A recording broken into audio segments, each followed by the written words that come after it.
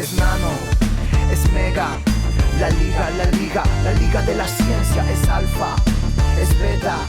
La liga de la ciencia. Nuevo bloque de esta liga que se hace acá en verano, este especial que hacemos en la Liga de la Ciencia, más relajados, en malla, con la pelo pincho, con un tereré, a la sombra tal vez, para cuidarnos un poco del sol. Y bueno, tuvimos un poco de todo, tuvimos ciencia en casa, escenarios de ciencia. Ahora llega el turno de la historia que, para entender el presente, hay que entender el pasado. Claro que sí, sigue nuestro profesor Sergio con sus columnas sobre cultura argentina. Lo recibimos con un fuerte aplauso. ¡Sergio! Sergio. Bienvenido, ¿Cómo va, gran Sergio. profe? ¿Cómo andan mis compañeros? Muy bien, Sergio, muy contentos de verte hoy. Estamos haciendo este ciclo de historia de grandes cuestiones culturales argentinas, ¿no? Eso que tenemos tan incorporado y que no sabemos cómo arrancó, de dónde viene. Ya hablamos del fútbol la semana pasada y hoy que nos toca. Ferrocarriles. Ferrocarriles. La me historia encanta. de los ferrocarriles argentinos, que Tema es argentino. Es tremenda. estructural, ¿no? Sí, es tremenda. como- A mí sí. se me canta un lagrimón porque Sí. viví la década del 90, que fue triste. Ya. Pero bueno. Ese es el final de esta historia. Ese es la historia. Pero vamos al principio. Terminaba. Vamos al Bien. principio. Vamos. Con la pregunta retórica. Bien. ¿Cuándo por primera vez funcionó un tren Me tomas examen. en la Argentina? No tomo examen porque Bien. ustedes no estudiaron. No, no estudiamos. Pero yo puedo inferir lo que nos contaste la semana pasada, que fue antes de 1867, que fue el primer empezó partido de fútbol. ¡Está bien! Claro, porque eso lo jugaron los ingleses que vinieron a hacer los ferrocarriles. Así que... Estudió. Bien con Estudió. eso. Bien con Estudió. eso. Bien. 1857. 10 años antes. En 1857 traen una locomotora que parece que anduvo por Sebastopol, que anduvo por lugares muy exóticos del mundo, pero la traen a la Argentina y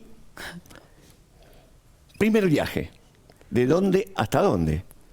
Claro. De lo que se llamaba el Parque, que es donde hoy en día está el Teatro Colón.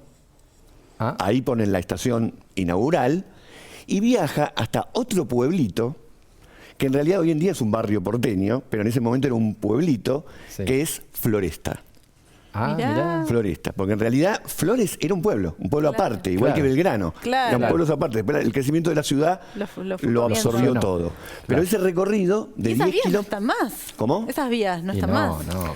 No, ahora hay otra cosa, está el Sarmiento. Sería Claro. el tren Sarmiento, porque en realidad ese recorrido, no, es verdad, así exactamente Esa así línea no la existe. tengo. Sí. Pero en ese recorrido y ese día, que aparte fue un 20 de junio, Día de la Bandera, etcétera, etcétera, la sensación que tenía la gente, lo que estaba viendo, era El progreso. la tecnología. Claro, claro. Era como ver el lanzamiento de un cohete a otro planeta. Claro, claro. Y de hecho todo el mundo sabía que existía, pero se congregó una multitud para ver eso. Que para colmo metía un ruido, tiraba humo, era... Y Querían todo ser la- eso generaba más sensación de Espectacularidad, potencia, claro. la Argentina nueva, la Argentina potencia que se va a desarrollar. Claro. Hacen el viaje, llega perfectamente, son 10 kilómetros, y luego hay que volver. Cuando vuelven, Ya Sí, sí. cuando No me estoy vuelven, riendo porque algo Sí. pasó. amo este país. Sí. Cuando vuelve, el maquinista parece que mete más No. velocidad de la necesaria, No. descarrila No. No. el tren. En el primero, o sea, en la En primera la segunda, vuelta. en ¿no? la vuelta, En la en la vuelta. primera vuelta, descarrila hace 80 metros por fuera de la vía No. y estaban todos los ejecutivos dueños de la empresa, era una empresa privada, Inglesa. a pesar de que la plata en gran medida la había puesto la provincia de Buenos Aires, Ah. pero recordemos que en ese momento la ciudad de Buenos Aires pertenecía a la provincia de Buenos Aires todavía, y entonces descarrila, están los ejecutivos de la empresa y dicen, este hecho no se tiene que saber, Ah, porque ellos querían vender los boletos. Tremendo, Si al segundo viaje, entonces descarrilaba, ¿quién se iba a subir ahí? ah. O sea Y que se descarriló supo- en un lugar donde no lo vio tanta gente. No, porque descarriló un poquito. Claro. No, Y no además es que no había- volcó, sí, sí, no sí. hubo herido, no hubo muerto, simplemente Descarriló. descarriló. No llegó otra vez Y no al es Teatro como Colón. hoy en día que se sabe todo vía internet, vía cámaras celulares, Claro, no había ni no radio. filmando. Claro, Sí, claro, sí. claro. Pero bueno, hubo que dejarlo en secreto y eso se supo mucho después. Wow. Cuando se hizo la historia de los ferrocarriles aparecieron, porque algún cronista lo dejó. Lo vio. Bien, pero el tema, y en esto hay un libro muy interesante de Enzo Traverso, que es una especie de recorrido de la idea de revolución, cómo ha quedado atrás, en el que explica todo lo que significó el ferrocarril, lo que significó para el mundo rural. En 1857 la mayoría de los argentinos vivían en el campo, no en las ciudades. Todavía ese equilibrio estaba más del lado del campo que de la ciudad.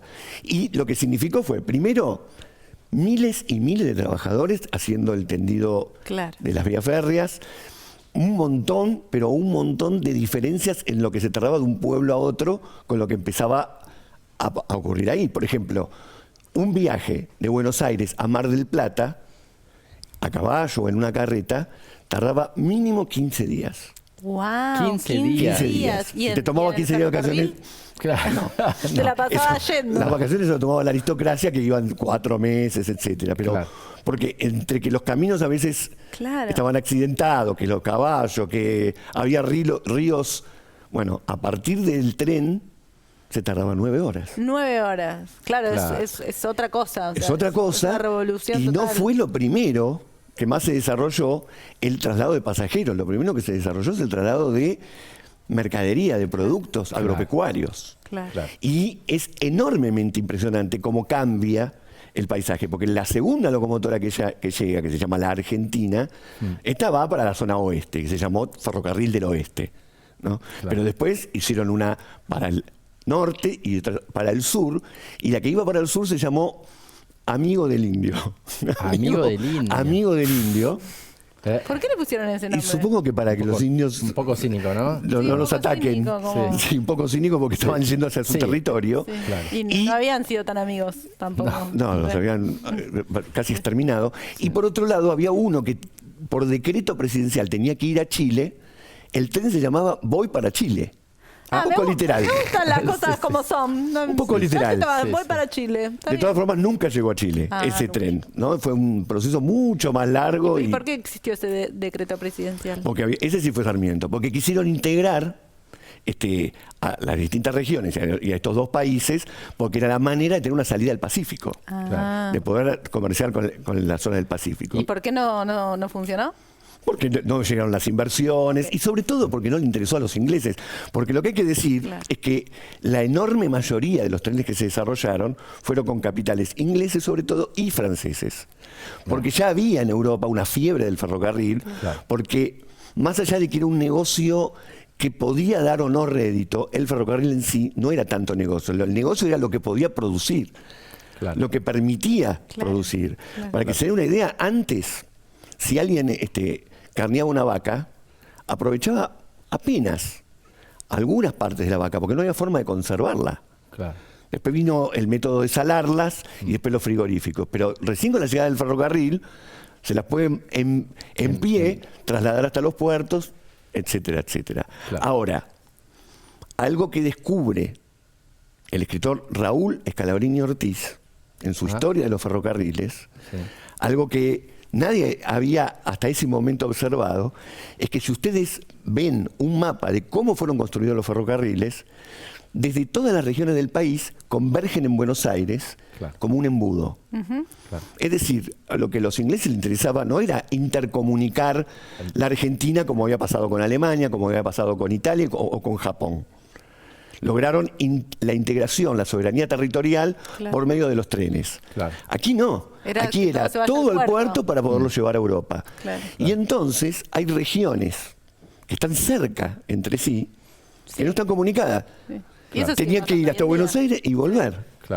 Y esto es un modelo que no fue casual, obviamente, pero al mismo tiempo se siguió conservando, por ejemplo, cuando se hizo el desarrollo de la aviación en la Argentina. Sigue pasando. Un modelo parecido. De una provincia a otra, a veces hay que pasar siempre por Buenos Aires. Por Buenos Aires. Esto lo descubre Raúl Scalabrini Ortiz, pero en el medio, y antes que él escribe, porque esto lo escribe él en la década del 40, lo que fue pasando es que todas las tierras por las que pasaba el ferrocarril subían su valor.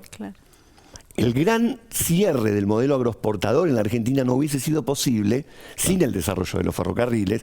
Y un montón de ciudades pasan a existir de la mano del ferrocarril, porque eran una estación del ferrocarril. De hecho, hay campañas electorales, por ejemplo la que hizo Roca, e incluso la que hizo Mitre, la campaña electoral entera, Perón también lo hizo, sin bajarse de un tren. Llegan a una estación, ponen un balconcito, dan el discurso, vuelven al tren, se van al próximo pueblo. Claro. En otros países incluso esto se hizo como cuarteles andantes para hacer la guerra. Claro. Pero todos estos ferrocarriles ingleses en 1947 fueron nacionalizados por el peronismo. Claro. Y le pusieron esos nombres que conocemos ahora, ¿no? Uno dice, ¿por qué tienen estos nombres los ferrocarriles? Sí. Bueno, entonces a partir de 1947 que se eligió el Sarmiento, el Mitre, el Roca, el Belgrano, el San Martín. Y ahí no hubo una instancia donde se pudo reprogramar quizás de manera más estratégica el tendido de las vías. Eso le pedía Scalabrini Ortiz a Perón. Primero que lo nacionalice. Sí. Hay un encuentro famoso entre los dos en el que Scalabrini Ortiz le pone un papelito en el bolsillo a Perón y le dice, no se olvide de los trencitos. No se olvide de los trencitos. Lo nacionalizó. Hay todo un relato de por qué los nacionalizó, pero más allá de eso, el esquema no fue cambiado. Y finalmente tenemos lo que hablaba Andy, 1992, la privatización, que no fue solamente privatización, fue el cierre de un montón de ramales, el despido de cientos de miles de trabajadores. Había habido un antecedente de lo que se llamó el Plan Larkin, 1960, gobernaba Frondizi. Plan Larkin era tratar de reemplazar los ferrocarriles por camiones. ¿Y por qué? ¿Quién era Larkin? Se los digo nada más y ustedes piensen lo que quieran. Algo. Un general norteamericano. Plan Larkin para trenes de un general norteamericano. La idea era que no haya tantos ferrocarriles y se desarrolle la industria de los camiones, que era lo que vendían Claro, pero no era, los norteamericanos. no era una muy buena idea, ¿no? No era una muy buena idea. Y en los países más adelantados del mundo le dan mucha importancia al ferrocarril. Claro. Lo que pasó a partir del 92 con la privatización fue un gran paso atrás para la Argentina, que hoy en día tiene un montón de pueblos que están aislados y que antes eran estaciones ferroviarias.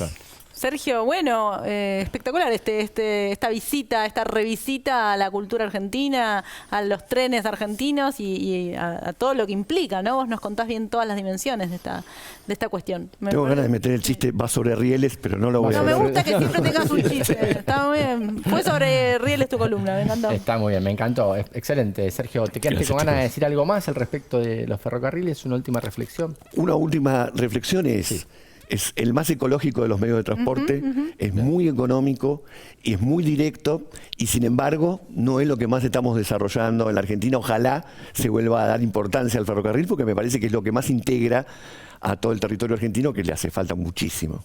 Me gusta cómo siempre repensar el pasado también nos hace reflexionar sobre el presente. Pero bueno, sobre el futuro. Y sobre el futuro. Se nos fue este programa hermoso de la Liga de la Ciencia. Excelente. Verano, me encantó, aprendimos un montón, tuvimos Ciencia en Casa, tuvimos escenarios de ciencia, lo tuvimos acá Sergio, que nos enseña cuestiones de la cultura argentina, estuvo buenísimo. Estuvo buenísimo, ciencia en la vida cotidiana, un poquito de todo. Un poquito de todo y se nos terminó el programa, Andy. Qué lástima, pero bueno, lo bueno es que nos vemos la semana que viene. ¿En dónde? Acá. Acá, en la pantalla de la televisión pública, en la Liga de la Ciencia de verano. ¡Chao! Chao, Hasta la semana que nos vemos. viene. Es nano, es mega, la liga de la ciencia es alfa, es beta, la liga de la ciencia. Yeah, one shot. Hey yo, un protón muy excitado, un neutrón descolocado, un genoma descifrado, un fantasma del pasado, un microbio liberado, un pronóstico acertado, un desastre anunciado, un volcán descontrolado. Es nano, es mega, la liga de la ciencia es alfa, es beta, la liga de la ciencia.